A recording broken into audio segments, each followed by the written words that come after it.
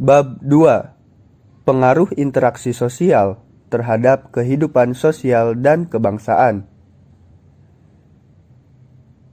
A. Mobilitas sosial. 1. Pengertian mobilitas sosial. Mobilitas berasal dari bahasa Latin mobilis, yang berarti mudah dipindahkan atau banyak bergerak dari satu tempat ke tempat yang lain. Kata sosial pada istilah tersebut mengandung makna seseorang atau sekelompok warga dalam kelompok sosial. Jadi, mobilitas sosial adalah perpindahan posisi seseorang atau sekelompok orang dari lapisan yang satu ke lapisan yang lain. Seseorang yang mengalami perubahan kedudukan atau status sosial dari suatu lapisan ke lapisan lain, baik menjadi lebih tinggi maupun menjadi lebih rendah dari sebelumnya, atau hanya berpindah peran tanpa mengalami perubahan kedudukan disebut mobilitas sosial.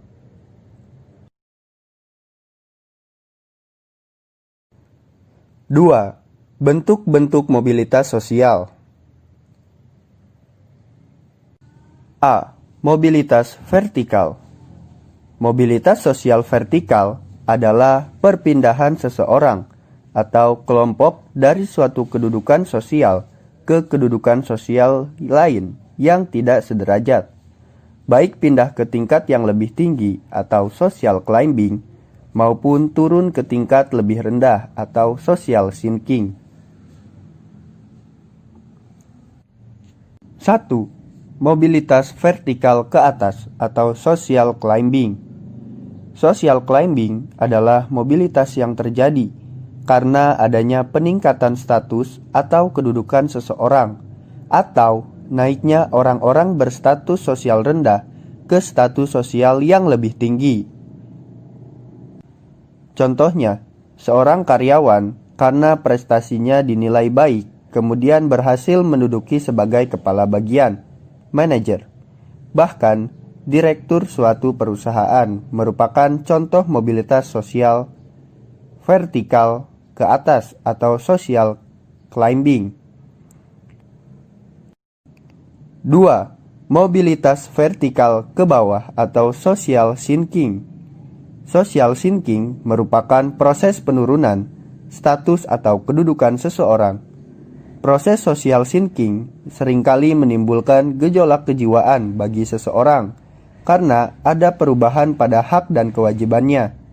Contoh, seorang pegawai diturunkan pangkatnya karena melanggar aturan sehingga ia menjadi pegawai biasa. B. Mobilitas horizontal. Mobilitas horizontal adalah perpindahan status sosial seseorang atau sekelompok orang dalam lapisan sosial yang sama. Mobilitas horizontal merupakan peralihan individu atau objek-objek sosial lainnya dari suatu kelompok sosial ke kelompok sosial lainnya yang sederajat. Pada mobilitas horizontal, tidak terjadi perubahan dalam derajat kedudukan seseorang. Contohnya, Pak Zainuri pindah ke sekolah lain, namun tetap dalam jabatan sebagai kepala sekolah. 3. Faktor-faktor pendorong dan penghambat mobilitas sosial. Faktor yang mendorong dan terjadinya mobilitas sosial. Yang pertama, ada faktor struktural. Struktur masyarakat Indonesia sangat terbuka. Orang yang tidak punya dapat mengalami mobilitas sosial setinggi-tingginya, bahkan menjadi presiden. Kemudian ada faktor individu. Setiap individu memiliki perbedaan dalam hal sikap, pengetahuan, dan keterampilan. Faktor sosial. Setiap perjuangan diawali dari ketidakpuasan. Ketidakpuasan akan status sosial mendorong manusia untuk terus berjuang segigih-gigihnya. Setiap manusia dilahirkan dalam status sosial yang dimiliki oleh orang tuanya. Saat ia dilahirkan, tidak ada satupun manusia yang dapat memilih status. Apabila ia tidak puas dengan kedudukan yang diwariskan oleh orang tuanya, ia dapat mencari kedudukannya sendiri di lapisan sosial yang lebih tinggi. Kemudian, yang keempat, ada faktor ekonomi. Keadaan ekonomi dapat menjadi pendorong terjadinya mobilitas sosial. Keadaan ekonomi yang baik memudahkan individu dan kelompok melakukan mobilitas sosial. Dengan kondisi ekonomi yang baik, mereka mudah memperoleh modal, pendidikan, dan kesempatan lainnya. Hal ini tentu berbeda dengan masyarakat yang mengalami kesulitan ekonomi atau bahkan kesulitan memenuhi kebutuhan dasarnya. Pada masyarakat yang mengalami kesulitan memenuhi kebutuhan dasar, prioritas utama adalah pemenuhan kebutuhan primer. Kemudian ada faktor politik. Bangsa Indonesia patut bersyukur karena memiliki stabilitas politik yang baik. Kondisi negara aman dan damai sehingga para pemimpin dapat menjalankan roda pembangunan dengan baik. Semua rakyat berperan aktif dalam pembangunan. Kondisi ini tentu berbeda dengan situasi Indonesia pada tahun 1945 sampai 1950. Pada masa tersebut, situasi politik dalam negeri tidak menentu. Kemudian yang terakhir, ada kemudahan dalam akses pendidikan.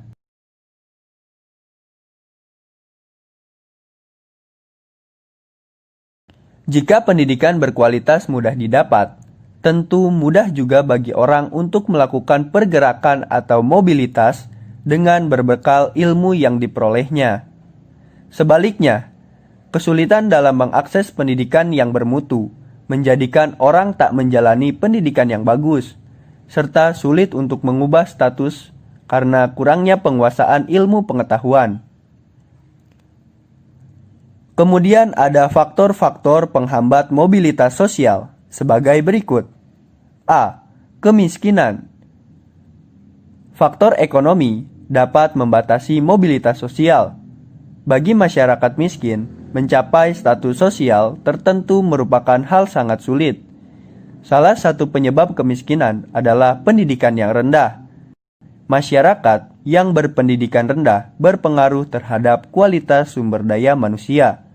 Akibatnya, tingkat kemudahan untuk mendapatkan pekerjaan terbatas. B. Diskriminasi. Diskriminasi berarti pembedaan perlakuan karena alasan perbedaan bangsa, suku, ras, agama, dan golongan. Hal ini tentu mempersulit mobilitas sosial rakyat Indonesia. 4. Saluran-saluran mobilitas sosial. Berikut ini merupakan contoh saluran-saluran mobilitas sosial. A. Pendidikan. B. Organisasi politik. C. Organisasi ekonomi. Dan yang terakhir, organisasi profesi. 5. Dampak mobilitas sosial. Dampak positif terjadinya mobilitas sosial. Mendorong seseorang untuk lebih maju. Kemudian mempercepat tingkat perubahan sosial. Dan yang terakhir, meningkatkan integrasi sosial. Kemudian dampak negatif dari mobilitas sosial dalam kehidupan bermasyarakat. Yang pertama, terjadinya konflik. Kedua, gangguan psikologis. Kekayaan dan keanekaragaman masyarakat Indonesia, baik suku, agama, ras, pekerjaan, dan lain-lain, menunjukkan bahwa masyarakat Indonesia itu bersifat plural. Kata plural berasal dari bahasa Inggris yang artinya jamak, sedangkan pluralitas berarti kemajemukan.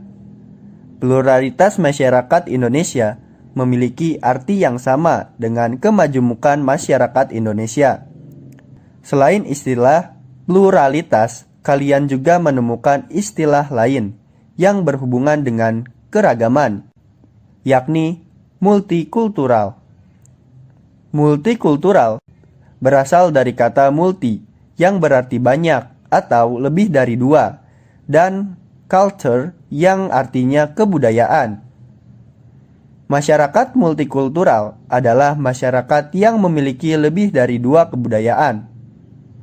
Masyarakat multikultural tersusun atas berbagai budaya yang menjadi sumber nilai bagi terpeliharanya kestabilan kehidupan masyarakat pendukungnya. Keragaman budaya tersebut berfungsi untuk mempertahankan identitas dan integrasi sosial masyarakatnya. 1. Perbedaan agama. 2. Perbedaan budaya. 3. Perbedaan suku bangsa. 4. Perbedaan pekerjaan. 5. Peran dan fungsi keragaman budaya. C. Konflik dan integrasi dalam kehidupan sosial. 1. Konflik dalam kehidupan sosial. A. Pengertian konflik. Menurut Kartono, konflik merupakan proses sosial yang bersifat antagonistik dan terkadang tidak bisa diserasikan karena dua belah pihak yang berkonflik memiliki tujuan, sikap, dan struktur nilai yang berbeda, yang tercermin dalam berbagai bentuk perilaku perlawanan, baik yang halus, terkontrol, tersembunyi, tidak langsung, terkamuflase maupun yang terbuka dalam bentuk tindakan kekerasan. B. Faktor-faktor penyebab konflik sosial. 1. Perbedaan individu. 2. Perbedaan latar belakang kebudayaan. 3. Perbedaan kepentingan. 4. Perubahan-perubahan nilai yang cepat. C. Akibat-akibat konflik sosial. Berikut ini merupakan akibat terjadinya konflik sosial. 1. Meningkatnya solidaritas sesama anggota kelompok.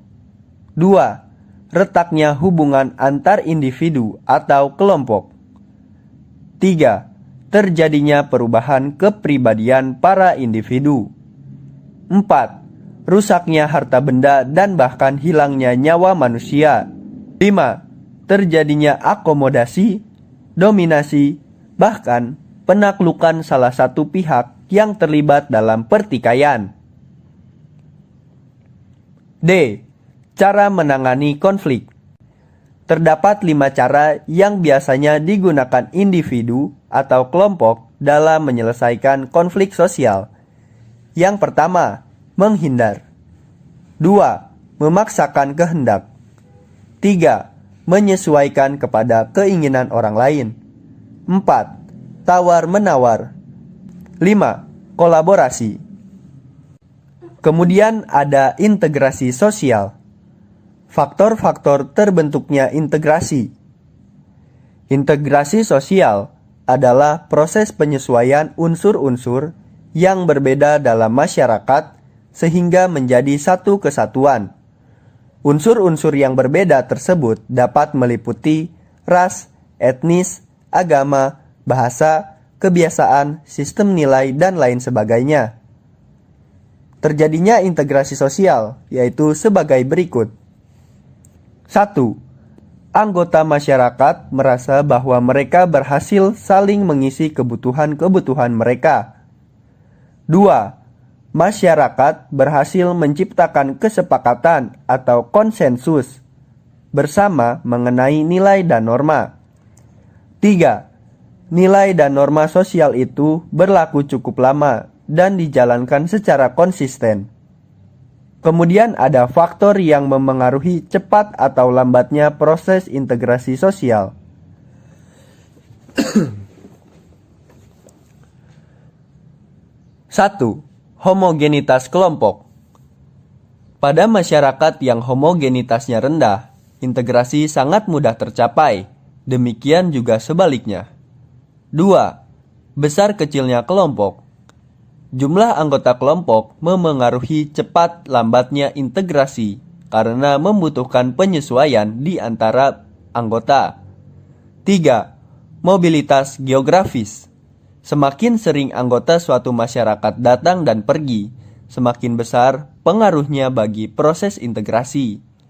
4. Efektivitas komunikasi. Semakin efektif komunikasi, semakin cepat pula integrasi anggota-anggota masyarakat tercapai. Kemudian ada bentuk-bentuk integrasi sosial. 1. Integrasi normatif. Integrasi yang terjadi akibat adanya norma-norma yang berlaku di masyarakat. Contoh, masyarakat Indonesia dipersatukan dengan semboyan Bhinneka Tunggal Ika. 2. Integrasi fungsional, yaitu integrasi yang terbentuk sebagai akibat adanya fungsi-fungsi tertentu dalam masyarakat. Sebagai contoh, Indonesia yang terdiri dari berbagai suku mengintegrasikan dirinya dengan melihat fungsi masing-masing. Suku Bugis melaut, suku Jawa bertani, Minang pandai berdagang. 3. Integrasi koersif, yaitu integrasi yang dilakukan dengan cara paksaan. Hal ini biasanya dilakukan bila diyakini banyaknya akibat negatif jika integrasi tidak dilakukan. Proses integrasi dilakukan melalui dua hal, yaitu asimilasi dan akulturasi. Asimilasi yaitu bertemunya dua kebudayaan atau lebih yang saling memengaruhi sehingga memunculkan kebudayaan baru dengan meninggalkan sifat asli tiap-tiap kebudayaan. Kemudian, akulturasi adalah proses sosial yang terjadi bila kelompok sosial dengan kebudayaan tertentu dihadapkan pada kebudayaan asing atau baru, sehingga kebudayaan asing atau baru diserap atau diterima dan diolah dalam kebudayaan sendiri tanpa meninggalkan sifat asli kebudayaan penerima. Yang terakhir, ada faktor-faktor pendorong integrasi sosial. 1. Adanya toleransi terhadap kebudayaan yang berbeda. 2. Kesempatan yang seimbang dalam bidang ekonomi. 3. Adanya sikap positif terhadap kebudayaan lain. 4. Adanya sikap terbuka dari golongan yang berkuasa. 5. Adanya kesamaan dalam unsur-unsur kebudayaan. 6. Adanya perkawinan campur atau amalgamasi. 7. Adanya musuh bersama dari luar.